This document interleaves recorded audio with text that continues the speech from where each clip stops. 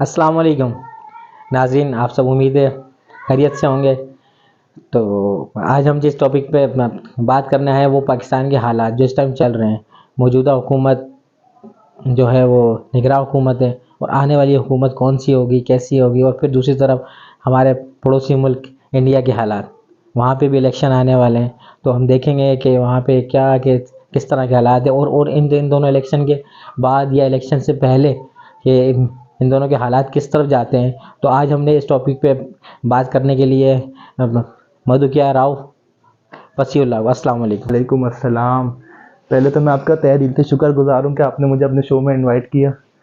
जी, अब आपको जो सवाल है इंशाल्लाह उसके हम आपको जवाबात भी देंगे, और जो मामला था आपने इस बारे में मुल्क के बारे में बताया इंशाल्लाह उसको उसकी आगाही हम अपनी आवाम तक भी पहुँचाएंगे इंशाल्लाह। जी, तो फजी साहब, अब आप ये बताइए हमें कि देखें अभी ये हुकूमत है, निगरान हुकूमत चल रही है, हालात आपके सामने, बंदों के कागजात नामजदगी जमा होती है लेकिन वो कैंसिल कर दी जाती है।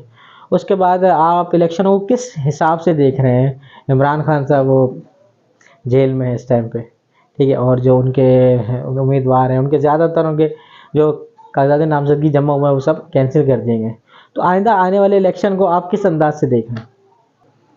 जी तहसीन भाई, आपने मुझसे सवाल किया कि इलेक्शन को हम किस हिसाब से देखते हैं।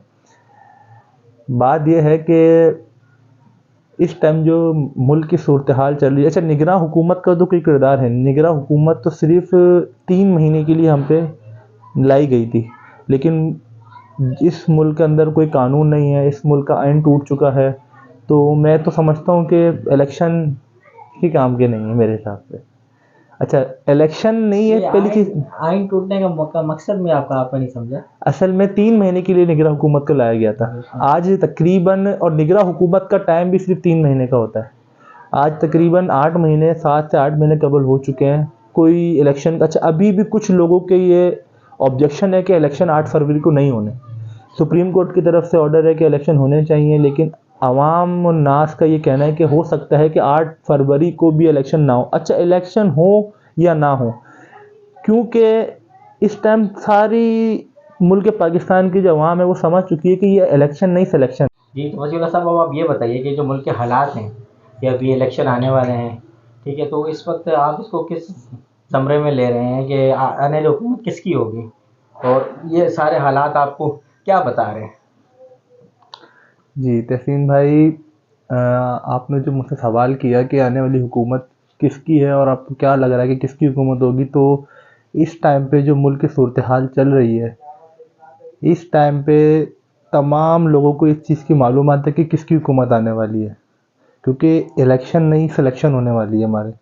क्योंकि जो इस टाइम मुल्क के हालात चल रहे हैं, जिस तरह गरीब आवाम पिस रही है, ठीक है, उसके अलावा इलेक्शन की जो बात हम करें, उसमें अगर जो अगेंस्ट जमाते हैं, जैसे कि पाकिस्तान तहरीक इंसाफ है, उनके अगर कारकुनान अपनी नामजदगी जमा कराने जा रहे हैं या डॉक्यूमेंटेशन जमा कराने जा रहे हैं तो उन पर ऑब्जेक्शन लगाया जा रहा है, या बेशतर ऐसे मामला हो रहे हैं कि उनको ऑफिस के बाहर से उठा लिया जाता है। डीसी ऑफिस में अगर अपने डॉक्यूमेंट जमा कराने जा रहे हैं वहाँ से उठा लिया जाता है, और बेशतर बहुत से मामला आते हैं। तो इस टाइम सारी आवाम इस चीज़ को समझ चुकी है कि हमारे मुल्क में इलेक्शन नहीं सिलेक्शन है। और इस चीज़ को तो आप भी जानते हैं कि आने वाली हुकूमत किसकी है किसकी नहीं है। दूसरा आपने बात की कि गरीबों की हुकूमत, हम्म। तो आपकी नज़र में गरीबों की हुकूमत कौन सी होगी?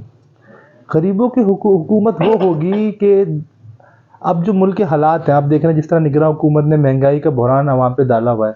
अब जब तक कोई ऐसा वज़ीर आज़म या नहीं आता जो उन गरीबों के दुख दर्द को समझे, दुख दर्द को समझे कि इस टाइम आवाम किस तरह किस हालात से गुजर रही है, तो यह तो आपको भी मालूम है और हमें भी मालूम है।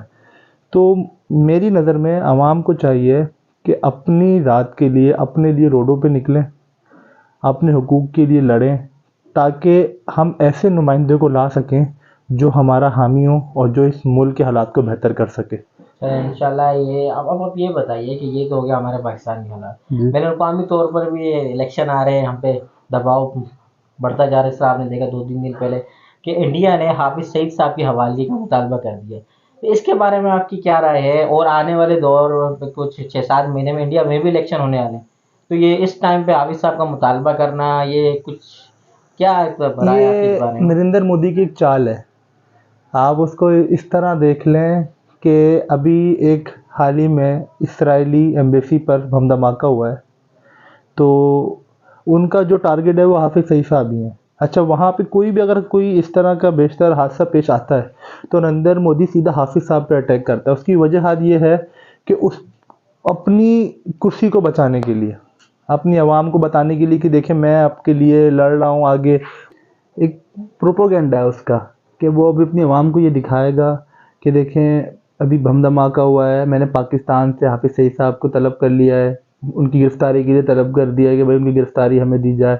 तो ये एक प्रोपोगेंडा है उसका, ताकि वो अपनी आवाम को दिखा सके और आने वाले इलेक्शन में दोबारा अपनी हुकूमत बना सके। तो बस ये वजह है कि जिस वजह से, और हमारी कुछ हुक्मरान भी कुछ ऐसे हैं कि जो उनकी तो बातों में अगर हाफिज साहब को हमारी हुकूमत नहीं देती हम्म, तो उसके बाद हमारे हालात इंडिया के और पाकिस्तान के कैसे हो जाएंगे, और आने वाली कौन सी ऐसी हुकूमतें होंगी कि जिसकी नज़र आप देख रहे हैं पाकिस्तान इंडिया के हालात बेहतरी में आएंगे। बात यह है कि शायद 2008 में एक मुंबई पे अटैक हुआ था, जिसको उस टाइम भी वजीर आज़म नवाज शरीफ साहब थे, जिन्होंने इस हमले को पाकिस्तान की गलती तस्लीम कर लिया था।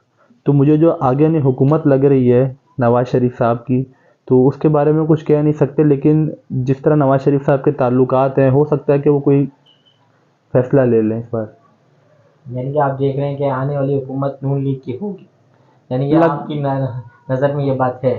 मेरी नज़र में क्या, इस टाइम पूरे पाकिस्तान की नज़र में ये बात है। पाकिस्तान की नज़र में तो हम तो ये कहते हैं कि यार कि हुकूमत बनेगी, अवामी नुमाइंदे आएंगे, अवामी वोट से हुकूमत आएगी। अवामी वोट से हुकूमत तो नहीं आएगी। अब इस बात को अगर हम ना ही करें तो ज़्यादा बेहतर है, क्योंकि अवामी वोट से अगर हुकूमत आनी होती तो जिन लोगों को हम वोट डालते हैं वो लोग नहीं सेलेक्ट होते हैं। तो हाफिज साहब को यानी कि ना देना या देना, इससे इससे कोई हालात पे कोई असर नहीं पड़ेगा इंशाल्लाह। नहीं, इंशाल्लाह कोई असर नहीं पड़ेगा, क्योंकि पहली चीज़ तो उनका सियासत से कोई ताल्लुक ही नहीं है। मुझे तो नहीं लगता कि उनका कोई सियासत से कोई ताल्लुक होगा। हाँ, वो एक कश्मीर के लिए, जो कि हर मुसलमान का खड़ा होना उसमें फ़र्ज़ है, मैं कहता हूँ फ़र्ज़ है मुसलमान का खड़ा, क्योंकि इस टाइम पे जो कश्मीर पे जुल्म हो रहा है हमारी माँ बहनों के साथ, तो वो उसके साथ स्टैंड है, तो वो वहाँ पे लड़ रहे हैं। बस नरेंद्र मोदी को सबसे बड़ी जो चुभन है वो यही है कि हाफिज साहब वहाँ से हटें, लेकिन मेरी नज़र में मैं कहता हूँ कि और भी जमातों को इस मसले में हिस्सा लेना चाहिए, ताकि हमारे जो कश्मीर का मसला है वो जल्द अज जल्द हल हो सके। क्योंकि जितनी जल्दी ये मसला हल होगा हमारे लिए उतनी ही बेहतरी है, क्योंकि ज़ाहिर है वहाँ पे मुसलमान जो इस टाइम मौजूदा सूरत हाल में मुसलमान वहाँ पर हैं, इस टाइम जितने जुल्म में जितने सितम उनके ऊपर हो रहे हैं, शायद नाकाबिले बर्दाश्त हैं। तो अगर आने वाली हुकूमत है, हम देखते हैं कि नवाज शरीफ साहब की आ जाती है, तो उसके बाद इस मुल्क के ये जो अभी हालात चल रहे हैं, महंगाई का तूफान है, आवाम बिल्कुल परेशान हो चुकी है हर हुकूमत से। तो आप क्या क्या कहते हैं कि या नवाज शरीफ या इमरान खान साहब की भी हुकूमत आती है, तो आप उसके बारे में क्या राय रखते हैं कि वो मुल्क में मईशत में कोई बेहतरी लाएंगे?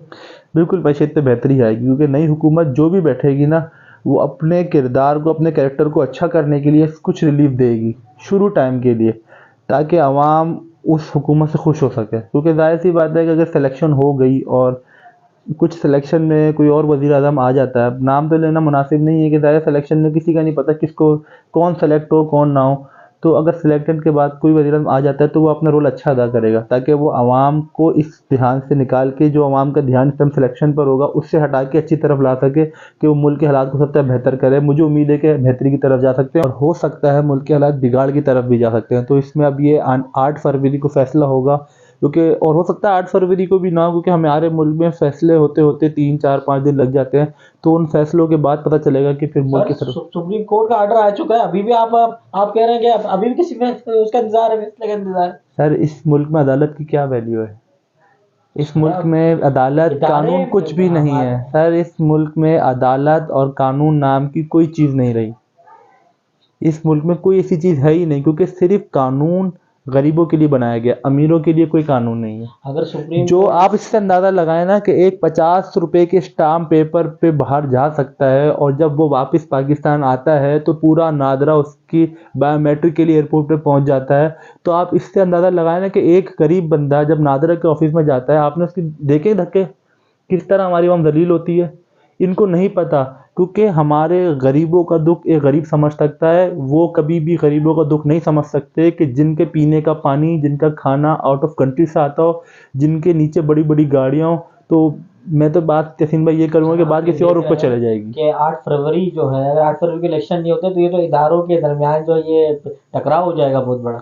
अभी 8 फरवरी को ही फैसला होगा इस बारे में, तो हम 8 फरवरी तक का इंतज़ार करेंगे कि मुझे ऐसा लग रहा है कि हो सकता है इलेक्शन ना ही हो, क्योंकि जो मामला चल रहे हैं, जिस तरह बेशतर बेश जो उम्मीदवारान को उठाया जा रहा है, क्योंकि जाहिर सी बात है कि पाकिस्तान तहरीक इंसाफ का पूरा आईनी हक है कि वो इलेक्शन लड़े, और ये उनका हक है। लेकिन उनको इस हक से महरूम किया जा रहा है, मुसलसल महरूम किया जा रहा है, छोड़ा जा रहा है, उठाया जा रहा है। तो उनका भी तो हक है ना इलेक्शन लड़ने का, लेकिन उनको आप इलेक्शन में लड़ने का मौका ही नहीं दे रहे हैं, कोई भी उनका।